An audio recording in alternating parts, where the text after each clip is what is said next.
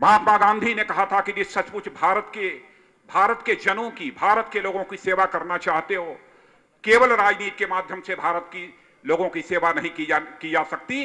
जब तक राजनीति और अध्यात्म, पॉलिटिक्स और स्पिरिचुअलिज्म, इन दोनों का संगम नहीं होगा, तब तक भारत की जैसी सच्चे अर्थों में हम सेवा करना चाहते हैं वह नहीं कर सकते। मैं जब अध्यात्म की बात करता हूं तो इसका अर्थ कभी नहीं यह लगाया जाना चाहिए कि मैं मंदिर में जाकर पूजा करने की बात कर रहा हूं, मस्जिद में जाकर इबादत करने की बात कर रहा हूं, गिरजाघर में जाकर सिजदा करने की बात मैं कर रहा हूं। इसका अर्थ यह नहीं लगाया जाना चाहिए। मनुष्य मन प्रधान प्राणी है। मन का उन्मन होना, मन का बड़ा होना, एलिवेशन ऑफ मन, मन का बड़ा होना, यही हमारे यहां इसे अध्यात्म कहा गया है। बहनों भाइयों, छोटे मन से कभी बड़ा काम नहीं हो सकता है। बड़ा काम यदि करना है बहनों भाइयों तो बड़े मन से ही हो सकता है। और मैं याद दिलाना चाहता हूं अटल जी की वह पंक्तियां, छोटे मन से कोई बड़ा नहीं हो सकता, टूटे मन से कोई खड़ा नहीं हो सकता। यह सभी राजनीतिक पार्टी के हमारे भारतीय जनता पार्टी के कार्यकर्ताओं में के चित्त में यह बात बैठनी चाहिए। इसलिए बहनों भाइयों, राजनीतिक और सामाजिक क्षेत्र में यदि आध्यात्मिक भाव से यदि आप काम करते हो, आश्वस्त रहना, इस धरती पर, दुनिया में, होल यूनिवर्स में, पूरी सृष्टि में मैं कह सकता हूं, दाता चाहे बड़े से बड़ा नेता हो, वह दाता कभी नहीं हो सकता। दाता यदि सृष्टि में कोई है तो केवल विधाता है, शेष सभी याचक हैं। इस सच्चाई को आप मानकर चलना। इसलिए भारतीय जनता पार्टी के संबंध में मैं कहना चाहता हूं, हमको यदि राजनीति करनी है तो राजनीति और अध्यात्म, इन दोनों का समन्वय बनाकर करनी है।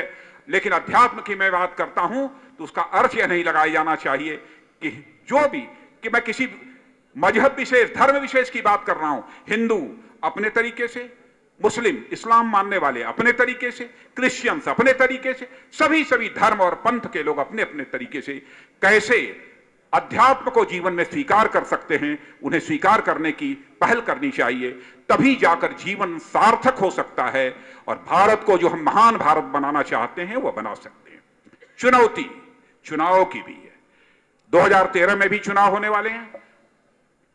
मई महीने में कर्नाटक का चुनाव होना है और साथ ही 2014 के अक्टूबर में, सॉरी 13 के नहीं, 13 के अक्टूबर, 2013 के अक्टूबर में दिल्ली का चुनाव है, राजस्थान का चुनाव है, मध्य प्रदेश का चुनाव है, छत्तीसगढ़ का चुनाव है और झारखंड का भी चुनाव हो सकता है।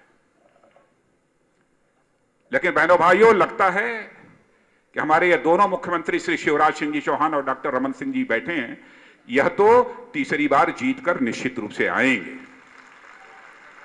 हम अपनी शुभकामनाएं देते हैं शिवराज सिंह जी और डॉक्टर रमन सिंह जी आपको। कर्नाटक का इसी मई महीने में चुनाव होने जा रहा है और मैं आपको भी अपनी तरफ से ही नहीं, जगदीश शेट्टर जी, बल्कि सारे कार्यकर्ताओं की तरफ से आपके प्रति शुभकामनाओं की अभिव्यक्ति करता हूं कि आप चुनाव जीत कर आइए, दूसरी बार कर्नाटक में पुनः अपनी सरकार बनाइए। राजस्थान, बहनों भाइयों, बहुत ही थोड़ी सीटों से राजस्थान में हम पीछे रह गए थे। वसुंधरा राजे जी ने वहां पर अपनी कमान संभाली है। मुझे पक्का विश्वास है कि राजस्थान में 2/3 बहुमत से भारतीय जनता पार्टी विजय प्राप्त करेगी।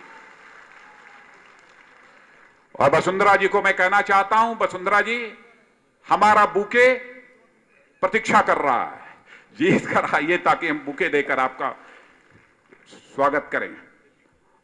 और दिल्ली, बहनों भाइयों, दिल्ली में बहुत हो चुका, इनफ इज इनफ।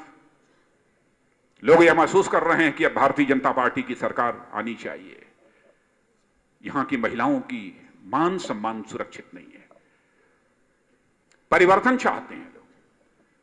मुझे पूरा विश्वास है कि हमारे श्री विजय गोयल जी यहां भारतीय जनता पार्टी के अध्यक्ष बने हैं, पार्टी को वह मजबूती देंगे, संगठन को, और पार्टी का विस्तार करेंगे और अगले चुनाव में निश्चित रूप से भारतीय जनता पार्टी की सरकार दिल्ली में बनेगी, ऐसा मेरा विश्वास है, भरोसा। इन राज्य के चुनावों की मैंने बात की है, लेकिन एक बड़ा चुनाव है 2014 का। क्या होगा बहनों भाई? होगा? क्या होगा? होगा? बहनों भाइयों, यदि आप इस राष्ट्र, बड़े मन के साथ हम लोगों को राजनीति करनी है, बड़े मन के साथ हम लोगों को राजनीति करनी है।